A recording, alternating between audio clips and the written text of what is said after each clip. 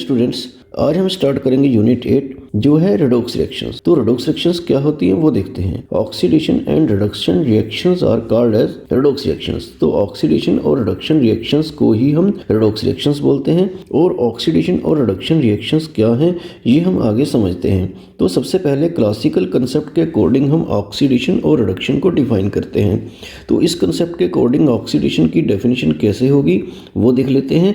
Oxidation में be defined as a process which involve addition of oxygen और removal of hydrogen. तो जिसमें oxygen अगर ऐड होती है या हाइड्रोजन किसी की रिमूव होती है तो वो ऑक्सीडेशन कहलाती है इस कंसेप्ट के अकॉर्डिंग, क्लासिकल के अकॉर्डिंग। तो यहाँ पर हम एग्जांपल देख लेते हैं।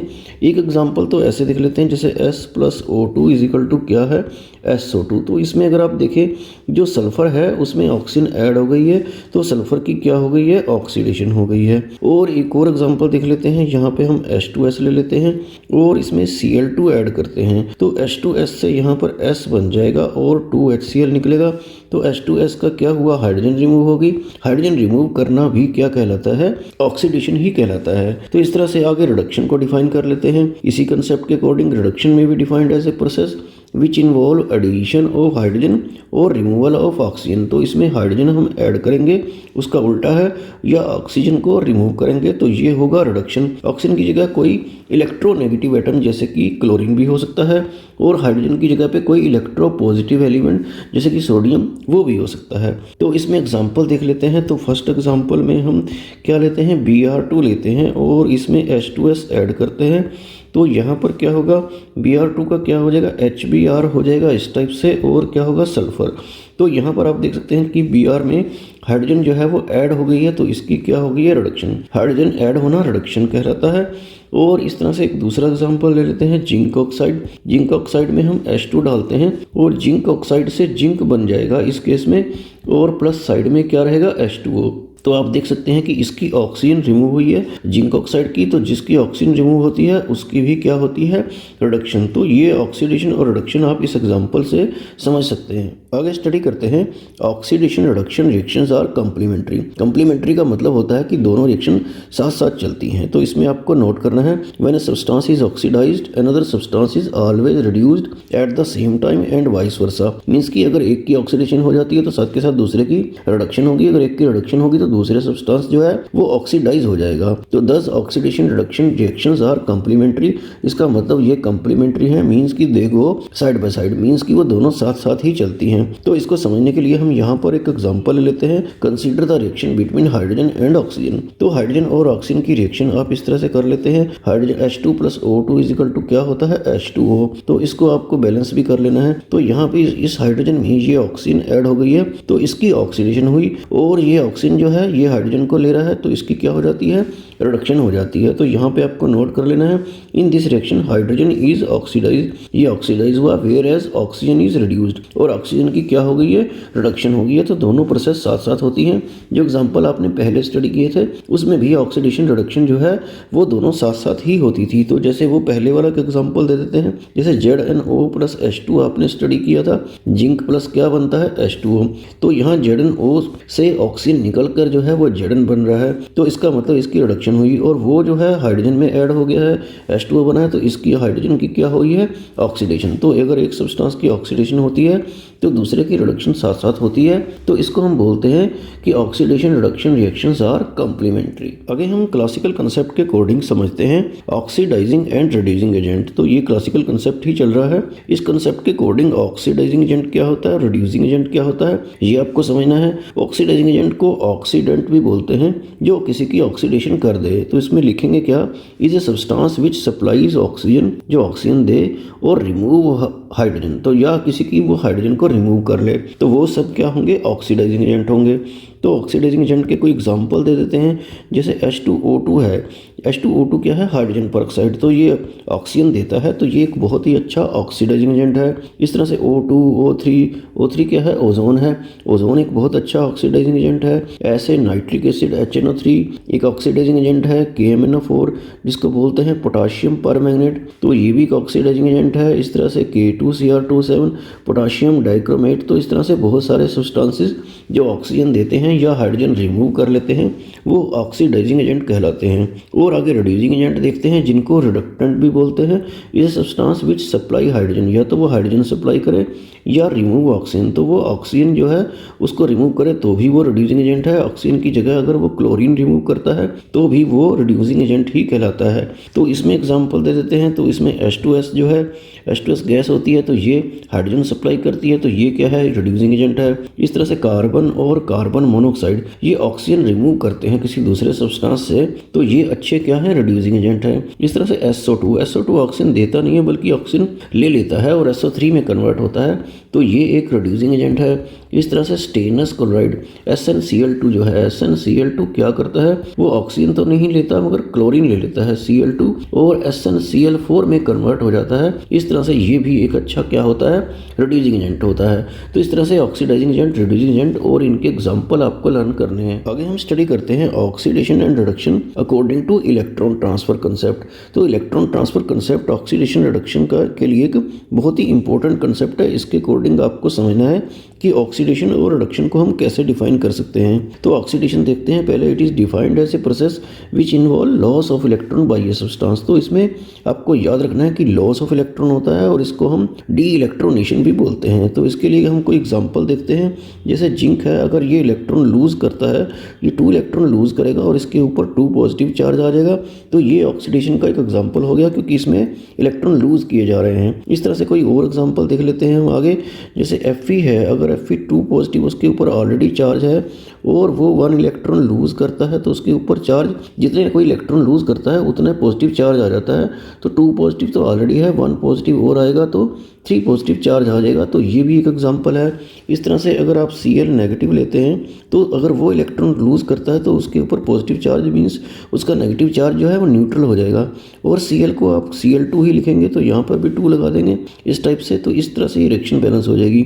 तो ये सारे लॉस ऑफ इलेक्ट्रॉन के एग्जाम्पल हैं और ये कहलाते हैं ऑक्सीडेशन। और आगे देखते हैं reduction. It is defined as a process which involve gain of electron. तो ये याद रखना है कि गेन ऑफ इलेक्ट्रॉन अगर कोई सब्सटेंस करता है तो उसको हम रिडक्शन बोलेंगे।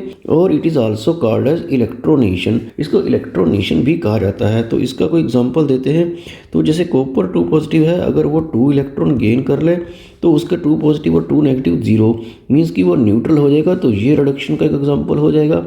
और इस तरह से Fe3 पॉजिटिव अगर कोई इलेक्ट्रॉन ले तो उसका एक पॉजिटिव चार्ज कम हो जाएगा, तो ऐसे ये भी एक गेन ऑफ इलेक्ट्रॉन का एग्जांपल हो गया।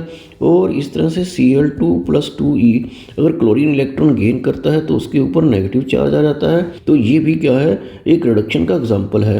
तो इस तरह से आपको समझना है कि ऑक्सीडेशन में लॉस ऑफ इलेक्ट्रॉन और रिडक्शन में गेन ऑफ इलेक्ट्रॉन होता है। आगे स्टडी करते हैं oxidation reduction as an electron transfer process. तो इसमें आपको देखना है कि ऑक्सीडेशन और रिडक्शन जो है एक इलेक्ट्रॉन ट्रांसफर प्रोसेस ही है। जैसे जिंक जो है उसकी ऑक्सीडेशन कब होती है, जब वो इलेक्ट्रॉन को लूज करता है, और जब वो लूज करेगा तो कोई दूसरा सब्सटेंस जैसे कॉपर 2 पॉजिटिव है तो वो इलेक्ट्रॉन साथ के साथ क्या कर लेगा, गेन कर लेगा। तो इलेक्ट्रॉन जो है इधर से इधर तक ट्रांसफर हो गए हैं, तो इसलिए इसको electron transfer concept, electron transfer process बोला जाता है। तो यहाँ पे आपको नोट कर लेना है कि we know that oxidation involve loss of electron, जैसे कि आपने यहाँ पर देखा, of electron, and reduction involve gain of electron, और रिडक्शन में क्या होता है, गेन ऑफ इलेक्ट्रॉन। तो since in a chemical reaction there is no net gain और लॉस ऑफ इलेक्ट्रॉन, किसी रिडॉक्स रिएक्शन में कोई नेट गेन या लॉस नहीं होता इलेक्ट्रॉन का। दस a substance can lose electron only if another substance can gain electron. तो इसका मतलब ये हुआ कि कोई सब्सटेंस इलेक्ट्रॉन लूज तभी करता है जब कोई दूसरा गेन कर रहा हो। और सिमिलरली ये substance can gain electron only if another substance can lose electron. Gain तभी कोई कर सकता है जब कोई लूज कर रहा हो, तो ये एक ही बात है। तो यहाँ पर आपको क्या कहना है, this shows that oxidation can take place only if reduction also occur at the same time. Means की ऑक्सीडेशन तभी हो सकती है जब रिडक्शन भी साथ के साथ हो रही हो। तो दस ऑक्सीडेशन रिडक्शन और कंप्लीमेंट्री। तो इसका मतलब क्या है कि ऑक्सीडेशन रिडक्शन कंप्लीमेंट्री है, दे गो साइड बाय साइड, क्योंकि लॉस और इलेक्ट्रॉन और गेन ऑफ इलेक्ट्रॉन जो है दोनों साथ साथ ही होंगे।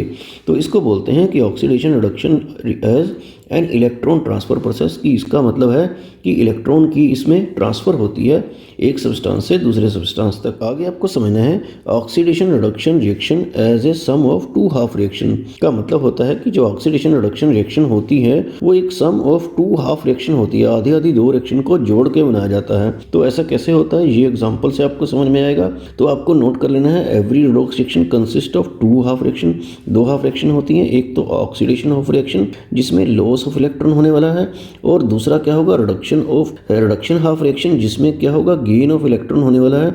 तो ये आपको ध्यान रखना है। तो यहाँ पे आपको नोट कर लेना है oxidation half reaction represent only loss of electron whereas reduction half reaction represent only gain of electrons. तो उसमें गेन ऑफ इलेक्ट्रॉन होगा।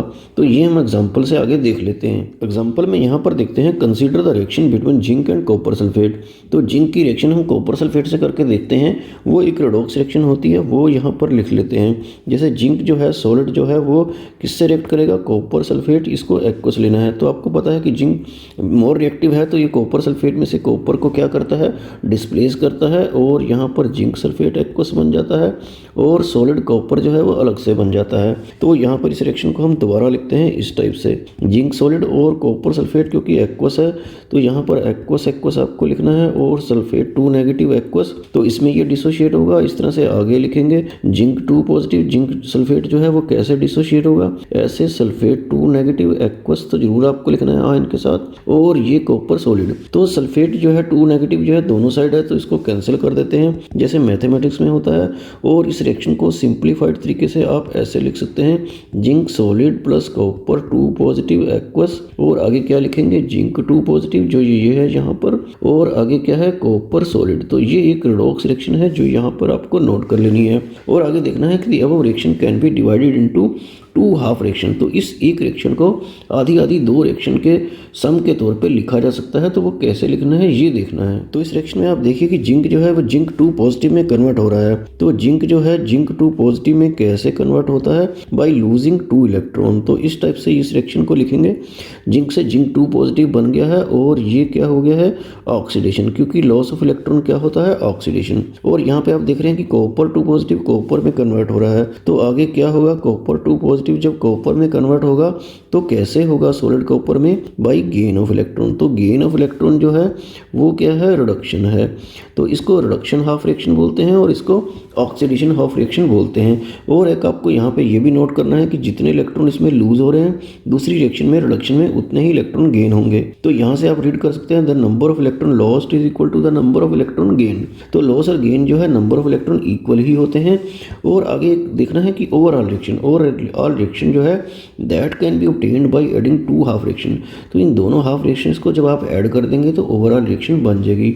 ऐड करते वक्त आपको पता है कि ये इलेक्ट्रॉन कैंसिल हो जाएंगे, तो रिएक्टेंट जो है लेफ्ट साइड में और प्रोडक्ट जो है राइट साइड में। तो इन दोनों को ऐड करके देखते हैं क्या बनता है। तो लेफ्ट साइड में जिंक होगा और कॉपर 2 पॉजिटिव होंगे, ये वाले इलेक्ट्रॉन जो है इससे कैंसिल हो गए हैं। और राइट साइड में क्या है जिंक 2 पॉजिटिव और क्या है कॉपर सॉलिड।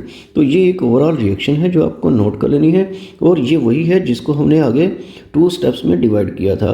तो इस तरह से जब भी आपको कोई रिडॉक्स रिएक्शन दी जाए तो उसको आपको ऑक्सीडेशन हाफ रिएक्शन और रिडक्शन हाफ रिएक्शन में सेपरेट करना है। ऑक्सीडेशन में सिर्फ लॉस ऑफ इलेक्ट्रॉन दिखाने हैं और रिडक्शन में सिर्फ गेन ऑफ इलेक्ट्रॉन। तो इस तरह से इसको किया जाता है। आगे समझते हैं oxidizing and reducing agent in terms of electron transfer concept. तो ऑक्सीडाइजिंग एजेंट क्या है और रिड्यूसिंग एजेंट क्या है, इलेक्ट्रॉन ट्रांसफर कंसेप्ट के अकॉर्डिंग आपको देखना है। जिसकी ऑक्सीडेशन हो जाती है वो रिड्यूसिंग एजेंट होता है और जिसकी रिडक्शन हो जाती है वो होता है ऑक्सीडाइजिंग एजेंट। तो ये कैसे है ये एग्जाम्पल से आपको समझ में आएगा। ऑक्सीडाइजिंग एजेंट क्या है, विच कैन गेन इलेक्ट्रॉन, जो इलेक्ट्रॉन गेन कर सके दूसरे सब्सटेंस से। क्योंकि जब वो गेन करेगा तो दूसरा लूज करेगा तो दूसरे की ऑक्सीडेशन हो जाएगी। तो जो ऑक्सीडेशन करा दे दूसरे की उसी को तो बोलते हैं ऑक्सीडाइजिंग एजेंट। और इसका उल्टा हो जाएगा reducing agent, is a substance which can lose electron to another substance. क्योंकि वो इलेक्ट्रॉन लूज करेगा तो दूसरा गेन कर लेगा, दूसरे की रिडक्शन हो जाएगी। तो अगर कोई सब्सटेंस दूसरे की रिडक्शन करा दे तो उसको रिड्यूसिंग एजेंट बोलते हैं। तो यहाँ पे एग्जाम्पल दे लेते हैं। एग्जाम्पल में हम वही रिएक्शन लिखते हैं जो आपको आती है, zinc plus copper 2 positive is equal to क्या होता है, जिंक 2 पॉजिटिव प्लस कॉपर।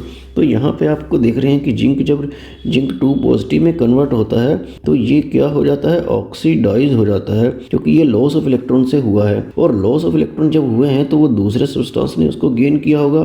तो इसका मतलब जो है जिंक की जो ऑक्सीडेशन हुई है वो कॉपर 2 पॉजिटिव की वजह से हुई है। इसलिए कॉपर 2 पॉजिटिव जो इलेक्ट्रॉन क्या कर रहा है, ये क्या कर रहा है, गेन कर रहा है। तो गेन करने वाला क्या होता है, ऑक्सीडाइजिंग एजेंट, जैसा कि आपने डेफिनेशन में पढ़ा है। और कॉपर 2 पॉजिटिव जो है, क्योंकि वो कॉपर में कन्वर्ट हो रहा है इलेक्ट्रॉन गेन करके, तो इसकी रिडक्शन हो रही है, it is reduce to copper. तो इसकी रिडक्शन किसकी वजह से हो रही है, जिंक की वजह से। तो क्योंकि इसने इलेक्ट्रॉन जो गेन किए हैं वो किसने लूज किए, जिंक ने। तो इसकी रिडक्शन के लिए जिंक रिस्पॉन्सिबल है और इसलिए जिंक जो है वो क्या है, एक रिड्यूसिंग एजेंट है। तो आपको ध्यान रखना है, रिड्यूसिंग एजेंट जो है वो इलेक्ट्रॉन लूज करता है और ऑक्सीडाइजिंग एजेंट जो है वो इलेक्ट्रॉन गेन करता है, मींस कि दूसरे की ऑक्सीडेशन करा देता है। इस तरह से इलेक्ट्रॉन ट्रांसफर कॉन्सेप्ट के अकॉर्डिंग आप समझ सकते हैं कि ऑक्सीडाइजिंग और रिड्यूसिंग एजेंट क्या है। आगे देखते हैं क्लासिफिकेशन ऑफ रेडॉक्स रिएक्शन। तो रेडॉक्स रिएक्शन को हम यहाँ पर 2 टाइप्स में क्लासीफाई करते हैं, ये आपको नोट कर लेना है। एक होती है डायरेक्ट रेडॉक्स रिएक्शन, एक होती है इनडायरेक्ट रेडॉक्स रिएक्शन।